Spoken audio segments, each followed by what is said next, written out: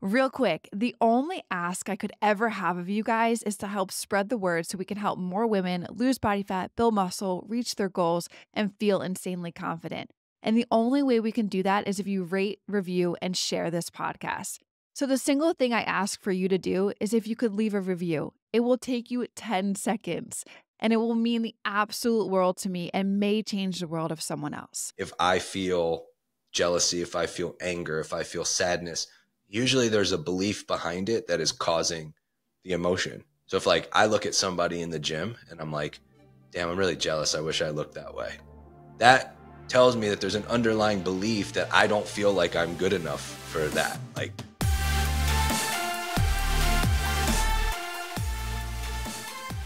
What's going on, everybody? Welcome back to the Macro Hour. And today, guys, I am super stoked because we have Mike Milliner back with us today.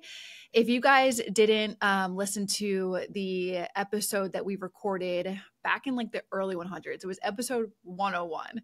If you didn't listen to that one, I would highly recommend to go back and listen to it, because today we're going to kind of pick off on where we last talked about. Like, we dove into like the psychology of lasting change, and we're going to pick up kind of and continue on with that conversation and explore new topics for you guys to like take away and be able to apply and integrate it into your day-to-day fitness journey. So I'm just super stoked. If you guys don't know who Mike is, he's a seasoned nutritional coach, and he's had over a decade of experience in this space, and it's just like I was just telling him, basically, like his ability to articulate the concepts that we talked about in episode 101 and bringing it back here and address the psychological aspect of this journey, with it not just being like, oh, cool, I want to get like toned and I want to be fit. Like, let's get down to the mindset of it. Like, I'm really excited for him to come back on here and to talk about all those things. So, Mike, it's great to have you back here. yeah, I'm excited to be back. Thank you so much for having me. Yeah, of course. All right. Well, let's just like kind of get right into it. Talking about like the habit formation of things, because I think that's really big when it comes to people starting their fitness journeys and finding it very difficult to shake bad habits. And even when they know they're not good for them, right? But they're like so stuck in that energetic habit, that way of being, that way of showing up day to day. So from your perspective, why are those habits so difficult to break? Yeah, so pretty straightforward that any change is really difficult, especially when we have things that have been kind of reinforced and solidified over a long period of time. It's kind of like when somebody recognizes a bad movement pattern, and it's like, when you put somebody in the right posture and then they're like, oh, that feels different because they've been hunched over their desk for like 30 years. That's not, inconsequential. That is a significant amount of time of reinforcing a bad pattern. And it's same, any habit is not just like one day you woke up and you started stress eating or emotional eating or whatever. There was a reason why it formed. And most of the time it's a survival based mechanism, but over time throughout, childhood and then into adulthood, and then, maybe you're in your 40s and you're like, I really don't want to use food as a coping mechanism anymore. So I'm going to change this habit. But it's something that has been solidified into your DNA, like into you, like literally from the way that your brain responds. There are certain neurons that connect that basically tell you like, this is what we do when we're angry or sad or stressed or whatever. And it's just, the analogy that I always use is like riding a bike on a dirt path. Like the first time you did it, it doesn't really make much of a mark. But if you ride the same bike over the same dirt path thousands and thousands and thousands of times, there's going to be a pretty significant divot that's created that just is the default. This is where your bike goes. And that's kind of why it's so difficult to change, because now we're saying, all right, now that I have this awareness and I'm 40 something years old or whatever your age is, I want to change this habit. That's really difficult. Change is uncomfortable in general, especially when it's something that we've been doing for our entire lives. Yeah, it's kind of like what Joe Dispenza says. He's like, by midlife, 95% of our actions are habitual actions because they're subconsciously programmed in our brain. So like basically we're acting from our subconscious from like majority of the time, majority of the day. So like all of these habits, we don't even know sometimes we're doing it, but we're doing it. And like, how do we create like that? Like, all right, we got to change. I know change is hard, but like, how can we like actually basically like intentionally change, and like how do we approach that type of routine? Like building lasting habits often requires we go through that uncomfortable period, but how can we build that into our routine? Like what are some actionable strategies to help people create lasting habits that actually stick? Yeah. I think that the whole habit creation process, whether it's breaking a habit or whether it's instilling a new habit, I think that we oftentimes look at it from the behavioral side of things, which there is certainly an element of behavior change that's necessary. And all habits are formed the same way. We've got the trigger, we've got the action, and then we've got the reward. But ultimately, I believe that it starts with the psychological and the identity first. And I think sometimes we get that confused. It's like, if I just start doing, like, I can use an example to make it more tangible. If I were to say, you know, we often use behaviors like somebody going to the gym. So I want to start the habit of working out, and I haven't worked out in a long time, and it's change is scary, but I know that working out is good for me. So I want to do it. Okay. I know why it's important to me. I want to be healthy. I want to be fit. I want to be strong. So I'm going to start going to the gym. So a lot of times what people will do is they'll look at like the traditional habit creation advice, which is like, all right, well, put out your gym clothes before, you know, put them out the night before. That way, when you wake up in the morning, you've got your clothes ready to go. Make sure you set your alarm. Make sure you put it in your phone and it's in your calendar. So you treat it like an appointment. All those things are all well and good. But if we don't actually start with the identity of like who you are, a lot of that is really easy to just say, I don't feel like it, because it's not, there's no immediate consequence, right? Like if I wake up and I skip the gym, I'll probably be like, damn, I really wish I went to the gym. But there's no immediate like actual consequence. So if I tell somebody like, well, why don't you just skip work? They're like, well, if I skip work, I get fired. That is an immediate consequence to not doing something. But skipping the gym, there's no immediate consequence. There might be a long-term consequence, but our brain is really bad at predicting or feeling the long-term and making it immediate.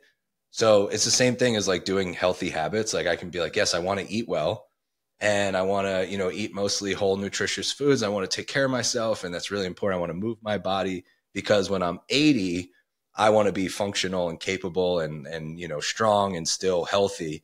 But that doesn't make it immediately relevant today. This meal that I'm about to eat, I can be like, well, you know what? It's just one meal. I can have whatever I want because it's not immediately impactful.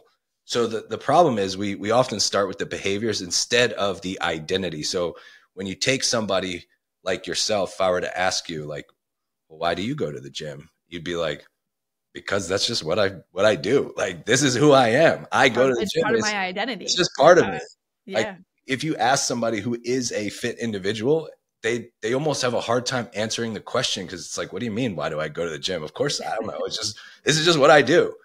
And so we have to actually start with the identity piece of, you need to be that person so that all of that behavioral stuff that we learn about first actually connects. And you're not just going to wake up and be like, yeah, screw this, I don't know. Because when you embody that person, you're not going to miss the gym. And same thing, like accountability, having somebody like a workout partner. The reason why somebody is like 90% more likely to show up when they have an accountability partner is because now there's an immediate consequence of like, I'm not breaking this commitment to myself. Now I have somebody who's counting on me, and they're getting up at 6 a.m. and they're going to the gym, and I don't want to be that guy that stands them up. Now there's an immediate consequence, but that's still behavioral. It's all helpful. All that stuff is great, and I'm not discounting it. What I'm saying is it needs to come after and during the identity piece of, this is who I am and who I want to become. So I need to embody this person who is healthy and fit. And now those behaviors actually connect and last because it's part of me. That just gave me the chills, because I love that concept of like, well, it's not about who I am now, it's about who am I becoming. And so that would bring me my next question is like, okay, so I totally hear you. Like all the behavioral things are so freaking important, like laying out the clothes. Like it sounded like you were saying like a meme on Instagram, right? Like those are the things that are really freaking important. but we have to address the identity aspect first. So let's say like this person has a really hard time, like, trying to envision that I want to become this person. I need to start acting like this person right now. Like what would be some key takeaways that you would try and help that person to start incorporating some identity shifts in their day rather than behavior shifts? What are some identity shifts that they could start doing day to day? Yeah, the tricky part about this is there's no secret formula other than you have to find a way of being present with yourself and reflective with yourself. And I think that that's one of the things that so many people avoid because the nature of our day-to-day lives is just, it's stressful, it's busy, we're distracted, we're constantly thinking about work and family and all these things. We have so much on our plate, and it takes away from like the quiet time that you have from yourself. But that's really where all of that growth happens, is you have to identify and reflect on like, who am I today? Who do I want to become? And like, what are the things that the version of me that I aspire to be, like, what are those characteristics? What are those qualities? What are those values that that person has? And where am I coming up short? Like, what are the things that I'm currently doing that don't embody that person? What are the things that I'm currently doing that do embody that person? You kind of have to take inventory of where we're at. And a lot of people don't ever get to the place of awareness because they don't spend that quiet time with themselves. They, and it can be journaling. It can be leaving voice notes to yourself. It can be walking alone without any distractions. Like, you're not walking and listening to a podcast or an audiobook. You're literally just walking with yourself and being present, and kind of like almost like a walking meditation. Whatever works for you, is just finding that time for yourself. It doesn't have to be that long. Like, you can get a lot done in 10 minutes. 10 minutes of journaling, 10 minutes. And I've gone through different iterations where certain points in my life, journaling was great. Now it's just not something that I lean on very much because I have other ways of like the quiet walking.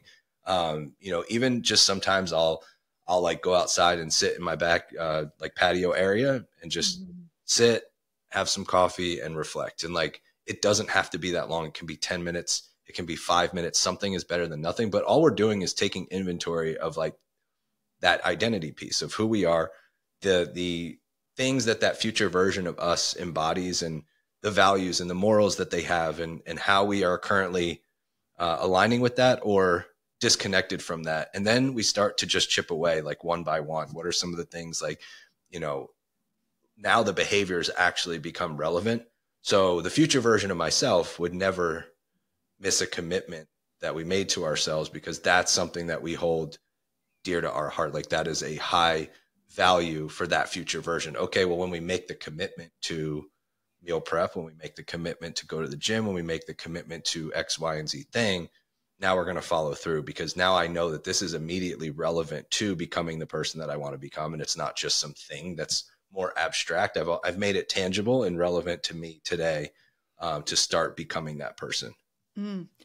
So good. And I was about to say, like, because you totally like crossed the T and dotted the I on the objection that normally people would come when they hear like, oh, I have to spend time doing these things and sit with self and question, who I am now and where I want to go, and the values, where they do align, when they don't align, what are the habits or the behaviors that this person is doing now that the future person isn't doing or is doing.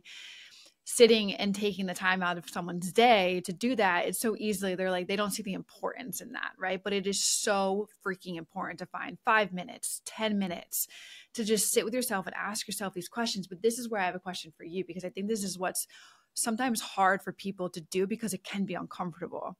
It can be uncomfortable questioning your current identity and where you are right now, and how you look, feel, act, and how it's not in alignment with the future self and the things that have to change. And that self-awareness is really important, but it can confront uncomfortable truths about yourselves, your habits, your goals, your limitations. So why is it important to have uncomfortable conversations with yourself so that you can create this real change that you want within someone's fitness journey?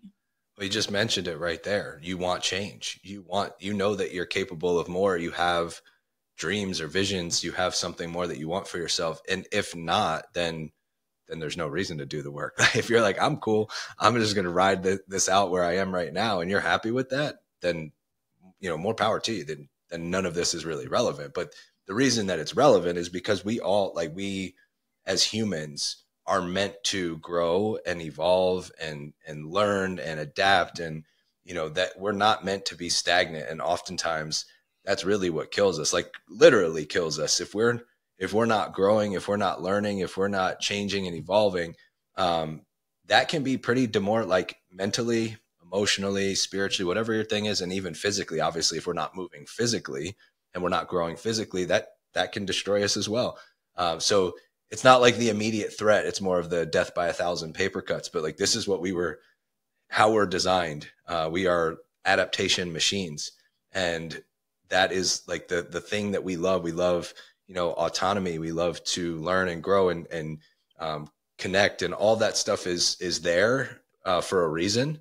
And again, it all is like the root of this is all survival based. But that's, if you just look at like the hierarchy of needs, if you're a psychology fan and you look at like Maslow's hierarchy of needs, once we have our base needs met, like security, shelter, all that, at the top of the pyramid is self-actualization. Like, this is a core human desire that we all have. And that's why it's important, because we know that we are meant for more. We're capable of more. And, if you talk, there's been a lot of research done with like people who are interviewed on their deathbeds. And the number one question is like, what do you regret? And they all say the same thing. It's never, I regret doing this thing. It's always, I regret not doing this thing. And it's the most common answer. I regret not trying. I regret not taking this risk. I regret not, doing this thing that I had this opportunity to do. Even for me, when like somebody asks me, what's something that you regret at this point in your life? I had an opportunity to do a semester abroad in college, and I turned it down because I couldn't get major like credits for my major. So I would have had to stay an extra year in school, but I missed out on an opportunity to go learn in Australia and experience another country and see another culture. And like, I was like, what the hell was I thinking? Like, why did that matter? So it's like regretting something that I didn't do. Everybody says the same thing. So it's this core human desire that we have for growth. Even when you look at successful business owners, a lot of times they'll say the fear of not doing it was so much greater than the fear of failure. So it was like, what I thought about was taking the risk and starting the business. Yeah, it was scary, but not doing it was dangerous. And I love that word differential. Doing it was scary, but you can get over scary things. We can get over scary things, but not doing it was like actually dangerous. And that differentiator is huge, because when we remain stagnant, when we choose to not grow, like that can be very dangerous. So that's why it's important. And that's why we need to do it and take the time and have the uncomfortable conversations and face the uncomfortable truths about ourselves. And, I think any opportunity to learn about yourself is going to end up in a net positive, even if it's uncomfortable to get there. Oh my God, that was beautifully said, Mike. So beautifully said. Thank you. Spot on. We all inherently want to grow, and we all seek growth. I think like that's one common thing that I hear all the time. Like, I just want to be able to grow. I want to grow my position. I want to grow myself. I want to learn about myself. I want to understand myself. Why I can personally relate to that right now. The journey that I'm personally on right now is understanding myself a little bit more. So I really appreciate that insight, because I think that's really important for everybody to understand.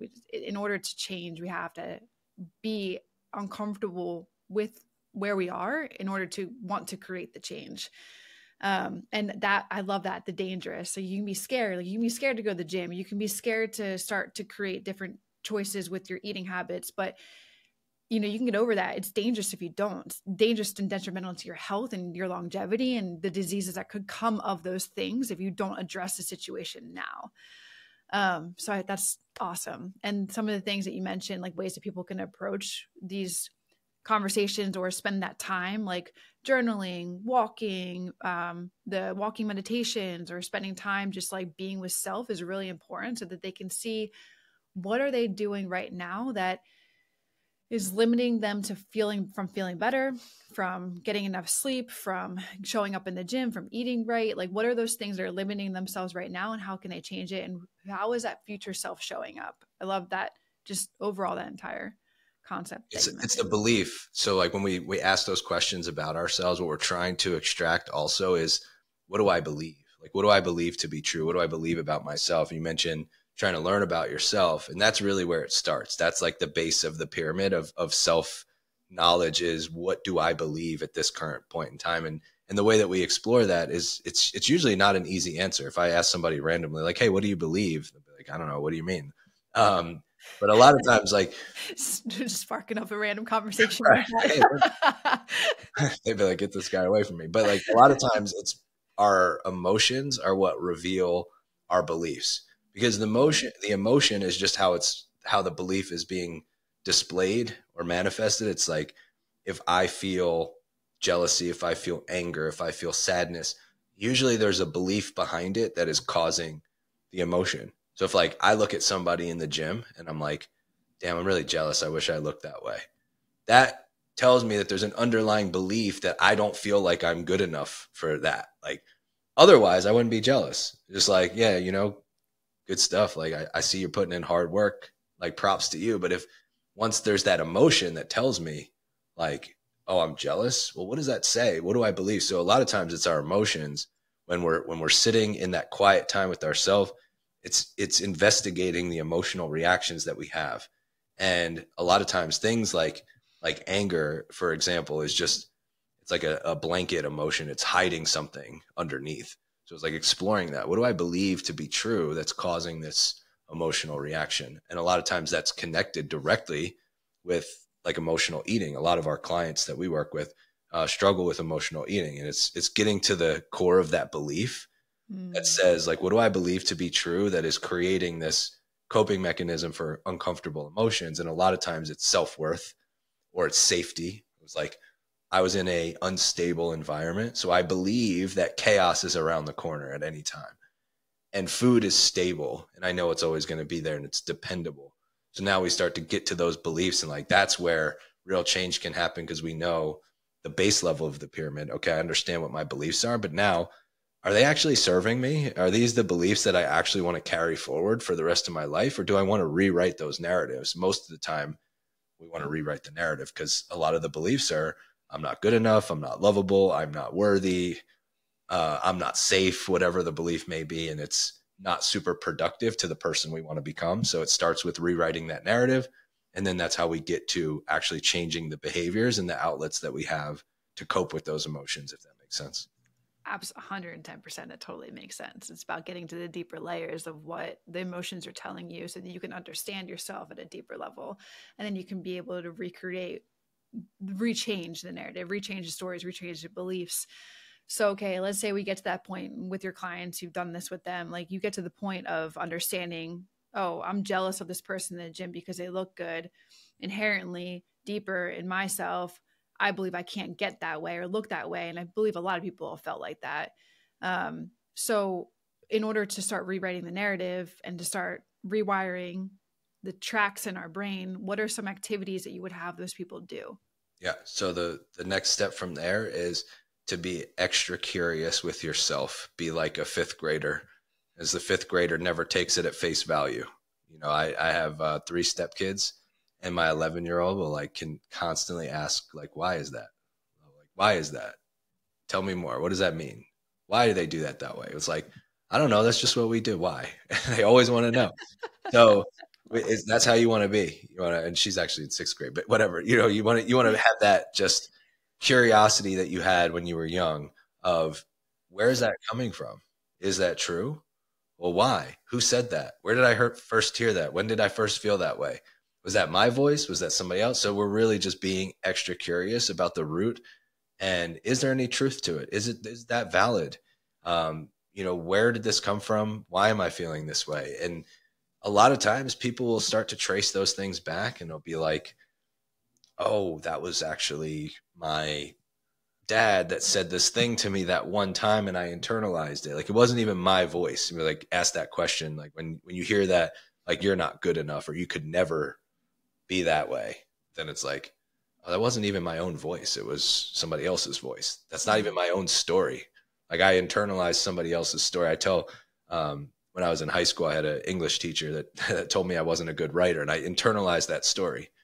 And I was like, that wasn't even my story. And I've been believing. I had my third grade teacher tell me I wasn't good at math. Yeah. And then you probably like confirmed it by like staying away from math because it was just something that you weren't good at. And then like the story took on a life of its own. And then when you trace it back, you're like, that wasn't even me. That was somebody else that I internalized their story. It's like, do I want to believe that? Is that helping me? Is that serving me? So we get extra curious about everything that kind of surrounds that narrative. And then what do I want the story to be? And you can literally start to rewrite it whenever you feel like you're ready.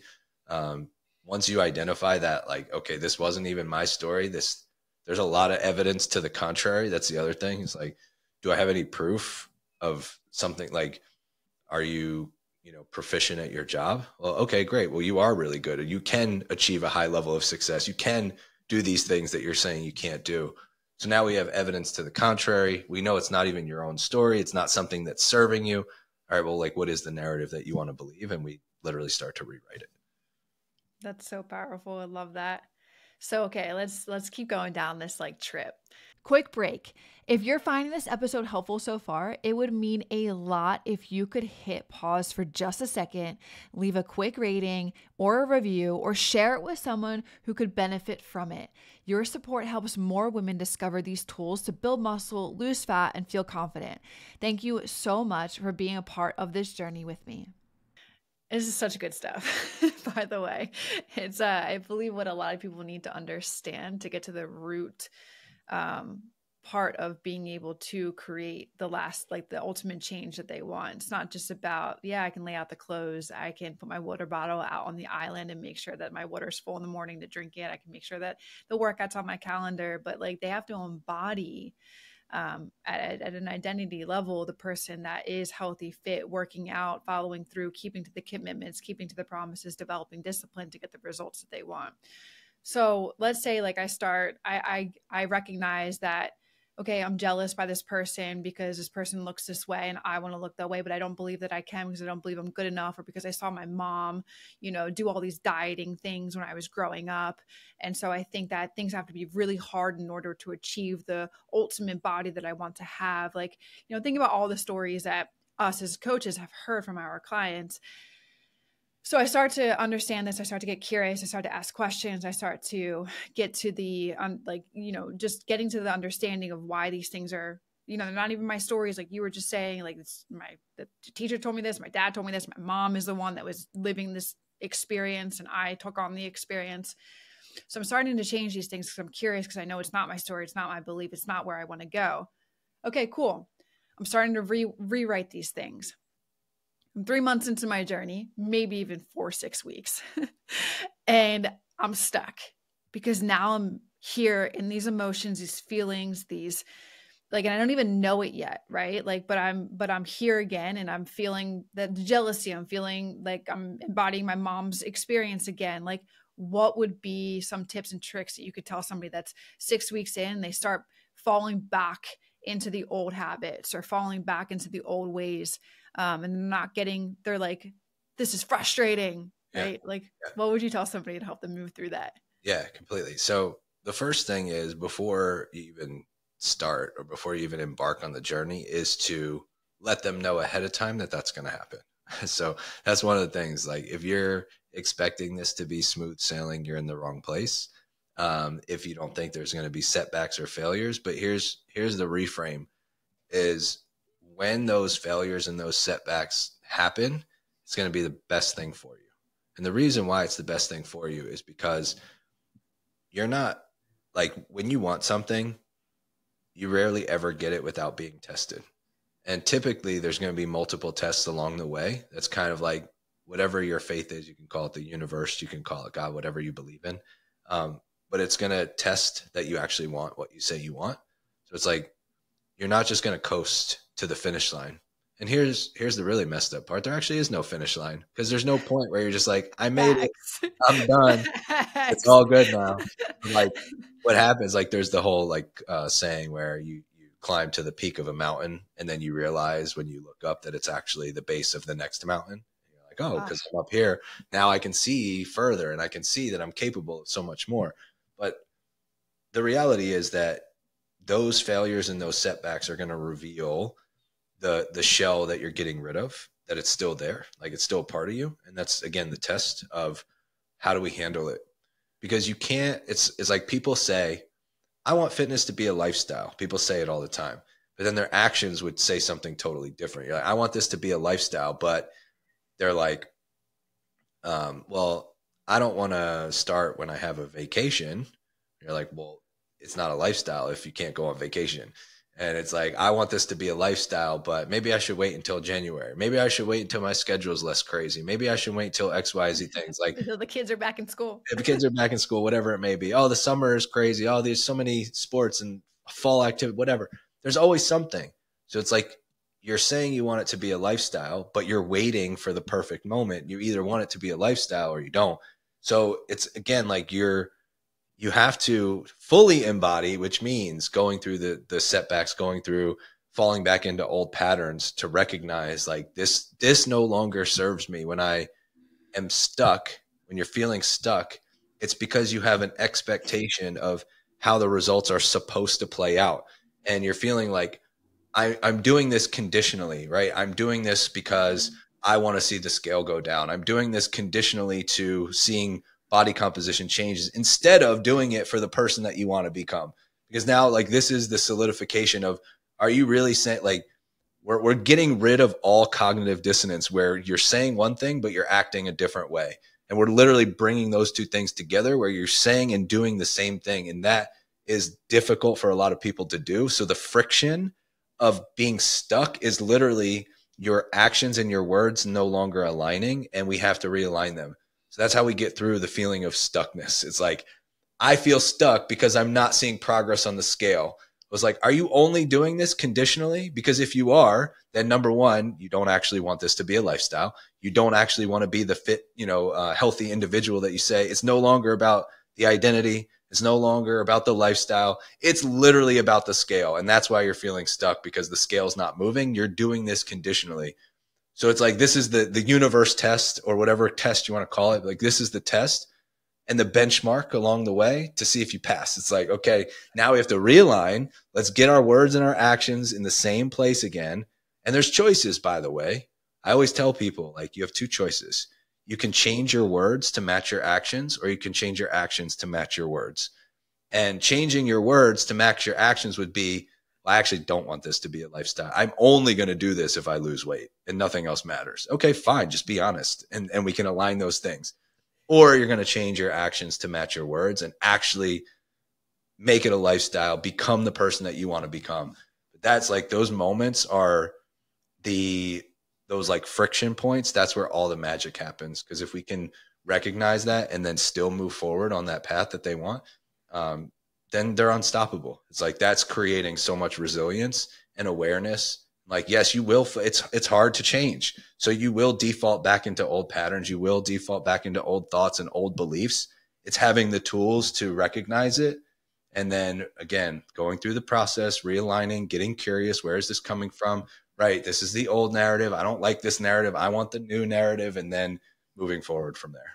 Dude, if I had a mic right now, I mean, like, I could totally push this down, but you probably won't be able to hear my excitement. If I had a mic there, I would drop it, because like, that was fucking pure fire.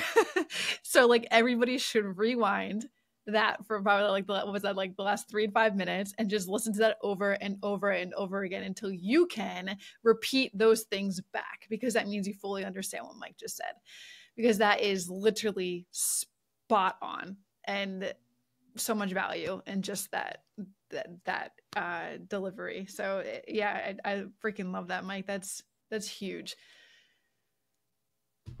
man. That was so good. Fire.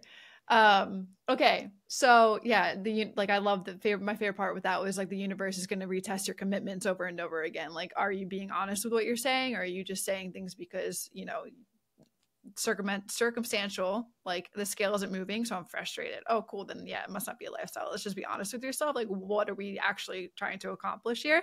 And if it's that, cool, then like, we'll stay there. But if it's actually the lifestyle that you want, then these are actually the greater things that you're being tested on to really create the ultimate change that you want to create and need to create in order to be the future you that you want to be. Solid. Okay, so let's switch gears a little bit.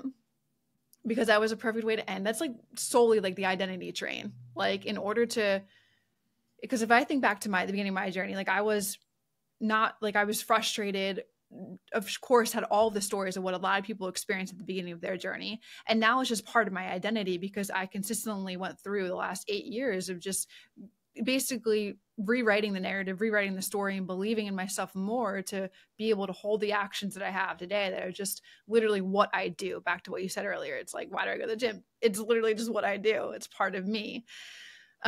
So for somebody that is so focused on the circumstantial aspect of it, of just losing, like going on the scale, and they say they want this, but they're just focused on this. They're focused on the wrong things in terms of ultimately getting to the goal that they want.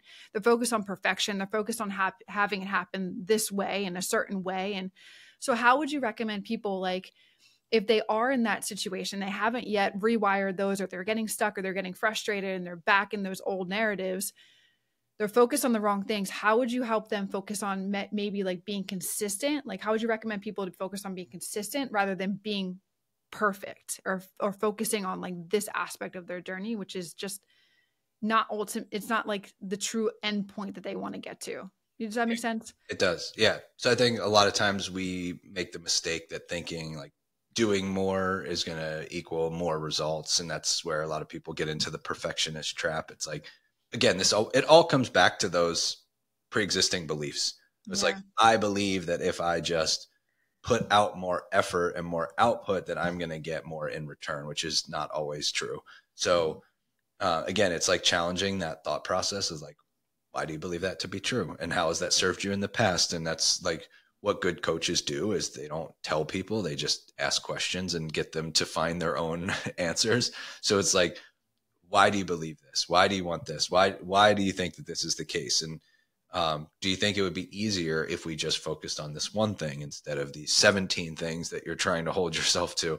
A lot of times it's getting people to do less when they're in that place of like perfectionist mindset, focusing on the wrong things. It's like, I'm pushing because I want the scale to go down. So I'm doing extra cardio on top of my 15,000 steps, on top of my like perfect macros and all this stuff. And it's just challenging that, like, okay, well, if that's not working, like, why do you think that's not working? Why do you think you have to do all of these things perfectly in order for the scale to go down? It's getting, again, to the root cause of where is this belief coming from? At some point, this individual developed the thought process of, if I just work harder and push more and always push the gas pedal, then I'll get to where I want to be. So we can find like a lot of times it comes from like parenting, or maybe a teacher or coach that pushed them really hard. I was like, well, that's just what I always learn. Okay, well, how's that help? Like if you were to translate that into, let's say, like another area of life where,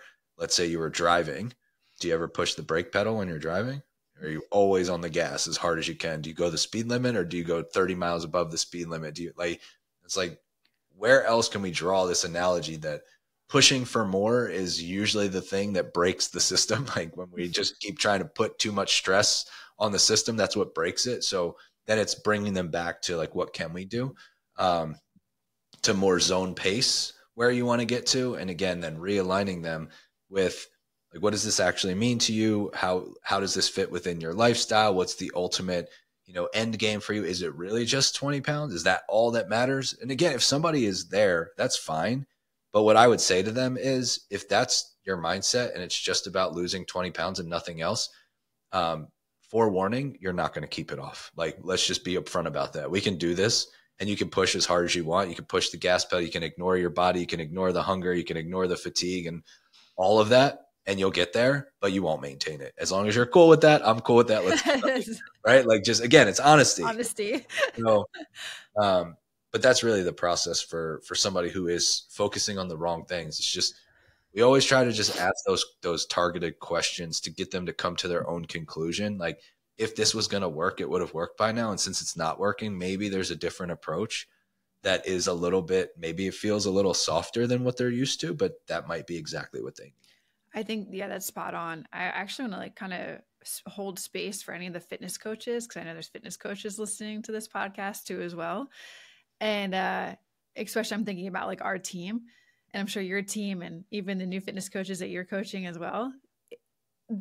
asking the right questions, instead of like, what I see is coaches take on frustration, they take on the energy, they take on the experience, and then they start to experience the same thing. And we're going down here at that point, right? Instead of like, okay, cool, you're having this experience. Okay, I hear you. I understand it. This is your perspective. This is your belief. I'm here in my own energy field. I'm not going to take on your experience because I'm not going to be able to solve it or help to solve it. So, what are some questions that you would ask a client that is in the situation, that is open-ended, that will help lead the client to their own solution, rather than the coach being like, this is what you have to do? Yeah. Yeah. So I love just kind of like the why questions, or how has that served you in the past, or where, like, so typically if we're using the example of like, I'm really frustrated because I'm doing everything perfectly and the scale is not moving. Like, okay, great. Well, like, tell me more about that. Like, what does that look like for you? What is doing everything perfect? Okay, now we can get like some more detail. And it was like, well, why do you think nothing's working? Okay, great. Well, um, why do you feel like you have to be so perfect with everything? It's always like the why questions. Um, how has that served you in the past? Do you remember another time? That's another, like, I'll go to that pretty frequently. Do you remember another time in like a similar situation where this happened? It's like, oh, it seems like there might be a pattern. Are you noticing any like trends where the times that you push really hard are the times that you feel the most stuck? Oh, well, now that you say it, yes, actually, right. So you're just trying to like lead them to the conclusion. Another one would be like pulling from other areas. Like, where else has this shown up for you in your life? So like a lot of times we get so focused on fitness and we forget the fact that like almost every like fitness, relationships, business, self-growth, like all of it, it's all the same stuff. Like the same rules apply. It's just a different implementation, different context, but the same rules. It's like, where else, maybe in your professional life, maybe in your family life, like where else can you recall something like this happening? And a lot of times that's where they'll come to the conclusion of like, oh, you know what? There was this one time where this happened, but when I did this, I was able to feel a lot better. Like people are intuitive if you just lead them there. Like you kind of have to keep opening up more doors for them to explore. So it's really, again, there's no like, there's some good books on like motivational interviewing that are helpful for coaches. But at the end of the day, if you just lead with why and like tell me more about that and why, you'll be really good. You'll be in a good spot. Just be curious. Like genuine curiosity goes a long way for a coach. Why do you believe that? Why do you feel that way? Tell me more about that. That will ultimately, the individual will pull out all the information you need to direct them. Amen. And it's definitely like a parallel to like, if we're trying to figure out and learn about ourselves a little bit more, it's like we'll ask the questions why, in our own self-reflection moments to figure out how to change. And the same thing goes with coaches. Ask the why this, why that. I like let's unpack that. Like, what does that mean to you? Or like, those open-ended questions. And I really love what you just said there. It's like, you ask these questions and it just opens up doors for them to understand themselves a little bit more and to get to ultimately the solution on themselves, rather than the coach telling them what to do or somebody else telling what to do. And like you said, the parallels of all these things all come together in life, fitness, business, coach, like it's all connected. But if you're able to help that person get to the solution themselves, and they're the one that's going to be able to create, that's where you can create the ultimate transformation. Because then they're like, like they're experiencing and they understand it. So they're going to be able to go create the change. This is such good stuff. I'm so happy to have had you back on the podcast, Mike. Like last episode, like I said, when we recorded it, there was so much love around the episode and the topics that you were talking about, and the insight that you were sharing. Like it's spread throughout the whole community at Warrior Babe and the coaches, and even with the downloads. Like you had tons of downloads from the episode. So I'm really excited for this one to pop off. And I think this is really important. It's so much beyond, and I really resonate with your message on that. Like, it's not just about, here are your macros, here are your workouts, here's a workout plan. Oh, here's a new fitness app. Like, cool, let me go download it. And it's like the 50th one that I've tried. Like, it's about creating not just behavioral change, but also identity change, and really getting to that person that you want to become and how that person is acting right now. Would you say like the connection point of where you are right now and then who you want to become, the quickest way you can like almost integrate yourself to that person is start acting like that person right now. Oh, completely. Yeah. That's like the most powerful thing you can do for yourself. Just, be it until you see it. So a lot of people say fake it till you make it, but it's a little misguided because you don't have to fake. If that's the version of you that you want, there's no fake. Like this is you. You're just not there yet. It's the future version of you, but it's still a version of you. And so it's be it until you see it. So start acting as if, and then a lot of the things that you want, you'll realize happen a lot quicker than you imagine. And it's one of those things that we lack patience and we're really bad at predicting the future. It's like some of our flaws as humans. We all have this thing. We all think that we're really good at, like, I'm not going to like that thing in a year from now. Like, you have no idea. We're really bad at predicting future emotional states and how we'll feel about things in the future. So don't try to think about the timeline. Don't worry about the timeline. But things will feel in the moment like they're moving slowly until you look back a year from now and it'll be like, I can't believe how much has changed since then. And the way to do that is exactly what you said. Is the way to bridge the gap is you start acting as if, be it until you see it, and things will happen, quicker than you can imagine. Yep. And you'll have little testing periods along the way, the universe being like, are you sure you really want this? Yep. Yeah. Good stuff, Mike. Well, thank you so much for being on the episode and again, on the podcast again, and sharing your insights and your wisdom behind this type of topic. I think it's really important, like I said, for people to fully grasp and understand like what is going, like, it's not just this and the physical attributes of what people want to see. It's like, they have to understand the internal world that they're dealing with in order to create the ultimate transformation that they want to have. Anything that you want to share? What are you working on? What are you doing? Like, how you been since last time we talked? I appreciate it. I always enjoy our conversations. They're a lot of fun. Yeah, I mean, I'm doing, I think that's one of the things that I'm helping now that I've done. I feel like we've helped a lot of people in the nutrition coaching space with that identity shift, have had a lot of amazing transformations. And I've got an amazing team in place, fortunately, that is, really aligned with my message and kind of implements everything.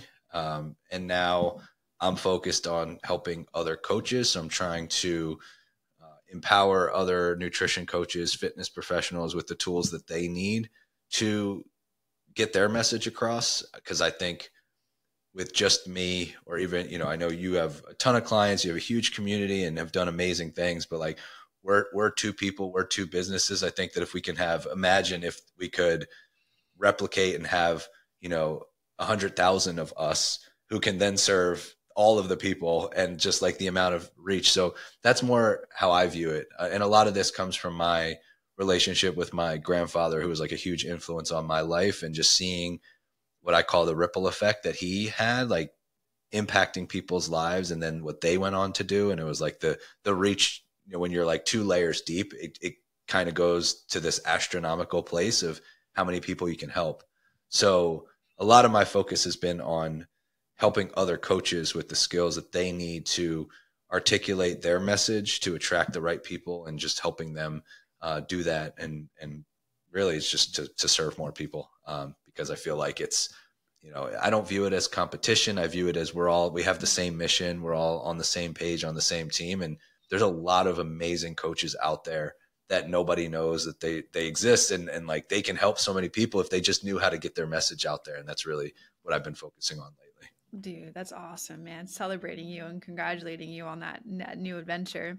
It's really important. I think, what you just said there, one person can't do it all. We need like the team, and we need to be able to spread the word and positivity and make it a positive impact to those that need the help. So that's awesome. Well, thank you so much for being on this episode and being on the show again. I appreciate you, appreciate your insight, appreciate your time, and go Philly. Yeah, that's right. Happy All right, Mike. Thanks so much for your time. Hey, really quick, before you go, I have one small favor to ask. If this episode brought you value or sparked something in you, take just a moment to hit that review button. Your rating and review make all of the difference, helping more women discover the tools they need to transform the fitness and their confidence. It takes less than a minute, but it can change the path of someone else's journey. Thank you so much for leaving that review. I appreciate you so much.